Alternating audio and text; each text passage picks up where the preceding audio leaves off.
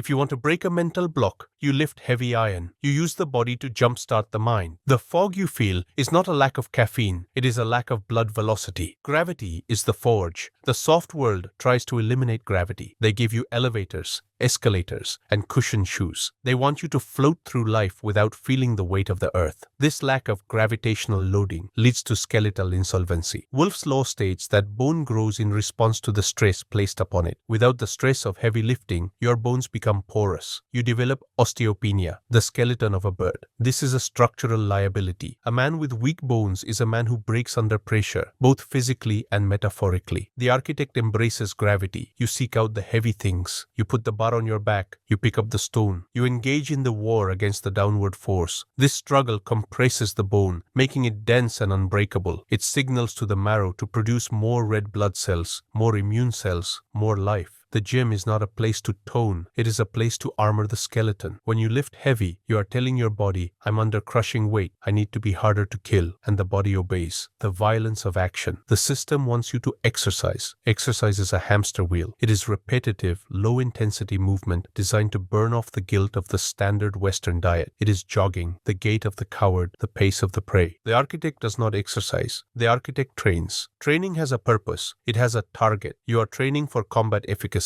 The kinetic imperative demands that you maintain the ability to sprint, to strike, and to grapple. These are the primal movements. Sprinting triggers the release of human growth hormone, HGH, and testosterone. It is the flight or fight signal turned into a weapon. Striking and grappling teach you the physics of domination. They teach you how to impose your will on a resisting opponent. A man who has never been punched in the face has a theoretical understanding of reality. A man who has tasted his own blood has a practical understanding of sovereignty. The soft men mumble about toxic masculinity and violence. They confuse violence with aggression. Aggression is uncontrolled. Violence is a tool. The architect possesses the capacity for extreme violence, but keeps it sheathed in the scabbard of discipline. It is better to be a warrior in a garden than a gardener in a war. The pain body as teacher, the algorithm of loneliness, and the dopamine loop are designed to numb you. They are anesthetics. The kinetic imperative is the antidote to numbness. When you are under a heavy squat, or in the last 10 seconds of a hill sprint, or fighting for air in a chokehold, you cannot be somewhere else. You are forced into the radical present. The pain clears the acoustic rot. It silences the mumbling of your insecurities. There is only the breath, the weight, and the will. This is active meditation. The soft man runs from pain. He takes a pill. He sits down. He quits. The architect runs toward the pain. You learn to distinguish between injury pain, stop, and growth pain, push. You use the discomfort as a calibration tool. It tells you where you are weak. It tells you where you have lied to yourself about your capacity. The iron never lies. 200 pounds is always 200 pounds. It does not care about your feelings, your politics, or your bank account. It only respects force. This honesty is the foundation of your character. If you can cheat on your diet, you will cheat on your wife. If you can quit on a set, you will quit on your business. How you do one thing is how you do everything. The Iron Standard Protocol. To execute the kinetic imperative, you must delete the consumer fitness mindset. No more elliptical machines while watching TV. No more 15-minute abs. 1. The heavy compound. You base your existence on the big lifts: squat, deadlift, bench, overhead press. These recruit the maximum amount of muscle mass